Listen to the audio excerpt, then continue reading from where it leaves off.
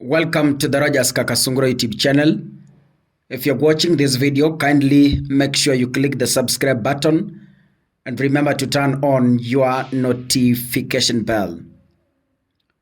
The few days, the United Opposition have isolated Dr. Fred Matiang'i, who was one of them, and it's not yet clear whether it is Fred Matiang'i running away from the United Opposition or it's the United Opposition that has decided to sideline him.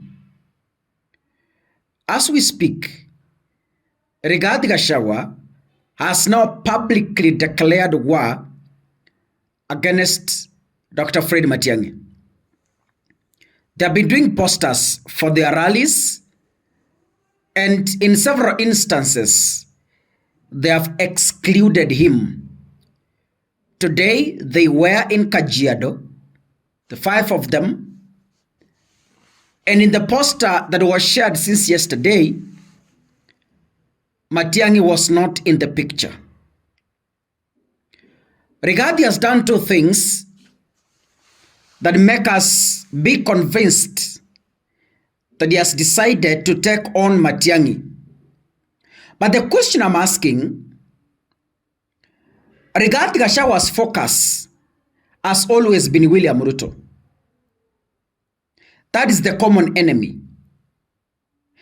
It does not matter where Matiang'i operates from, whether from the United Opposition or from outside the United Opposition.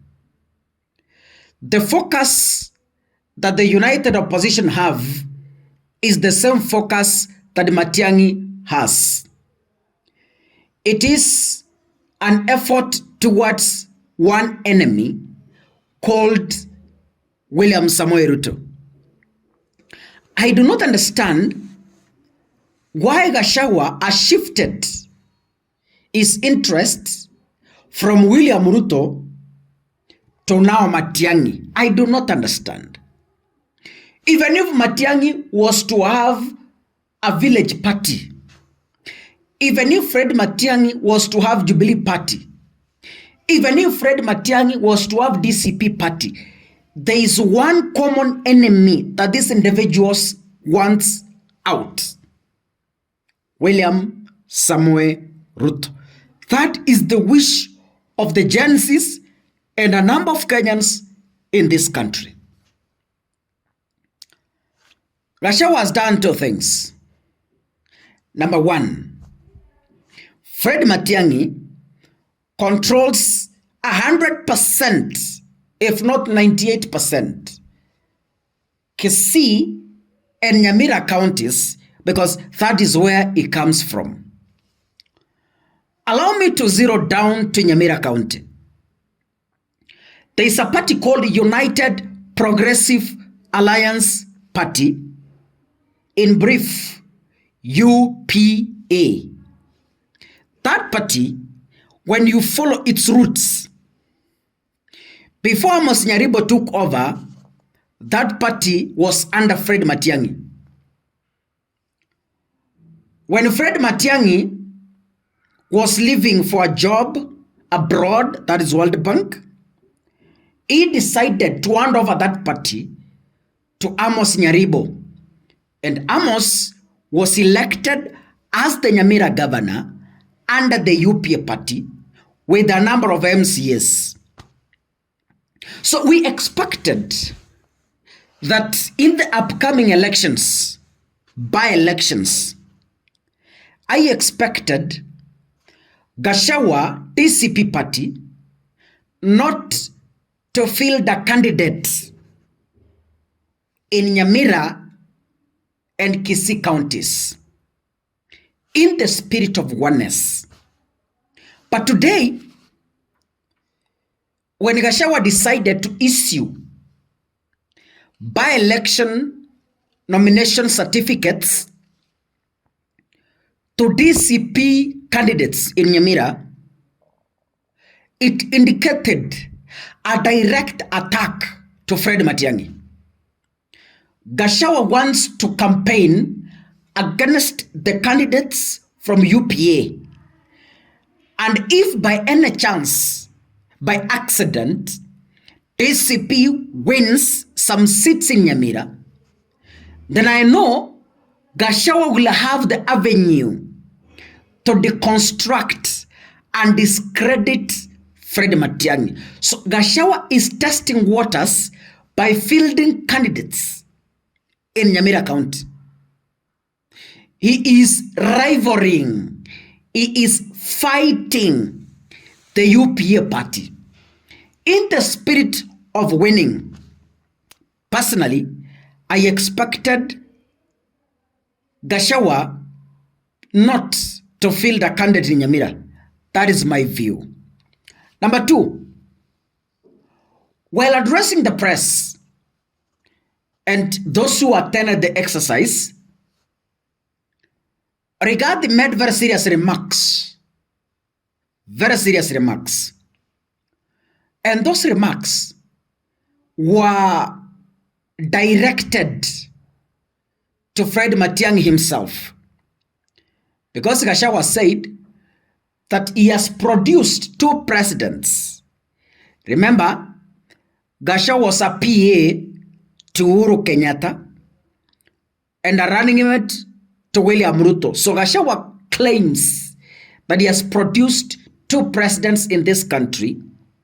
And so, the boardroom meetings that Matiang'i is running with people are not going to help him secure a presidential win.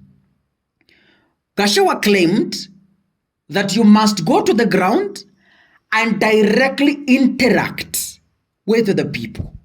These attacks were directed to Matiang'i himself, because in Askia he had a consultative forum somewhere in a resort. Mara you hear he had a meeting with I don't know who in a hotel.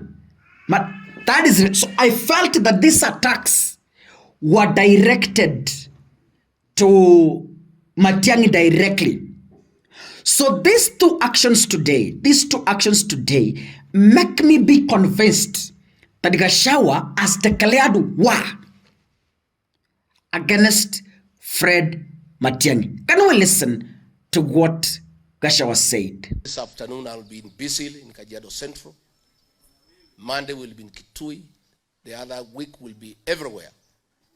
Getting elected as president is about political mobilization. Many people may want to spend a lot of time in hotels and boardrooms discussing theories. I am a very experienced politician who have delivered 2 presidents to this country. And I know how to make a president. There is no president you'll make in a boardroom.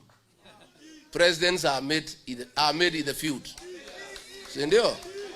So, sisi ni watu ya mashinani.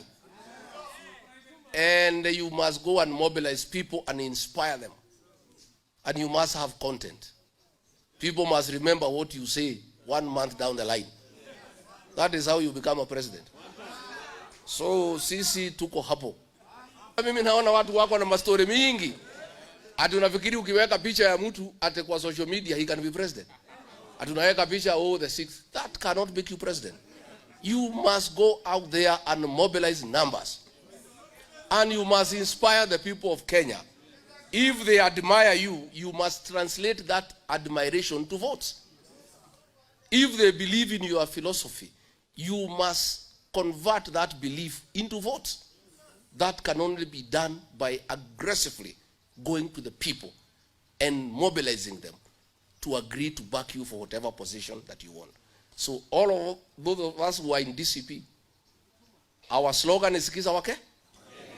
Please, please, please, we don't want to hear you in Nairobi unless you contest here. Wale watu tunataka hii town ni ile watu wana contest hapa Nairobi. Hata mimi naishi hapa Nairobi 2 days a week. Nakuja kuoga nini nikae mtu ya town. Lakini mimi ni mtu ya mashinani.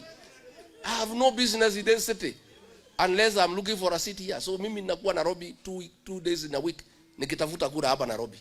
Then lazima niende mashinani. And I want to encourage all of you, please stay to the ground. Msidanganywe na mtu ati hii mtandao kuna pahali itapeleka wewe. Hii mtandao ni mzuri ikitangaza pahali ulikuwa kwa ground. The relevance of online space is to inform people where you are on the conversation must be ground. You are mobilizing people on the ground. And then the online space is very important to capture your activities on the ground. But ukiwa huko kwa mtandao uendi ground, shauri yako.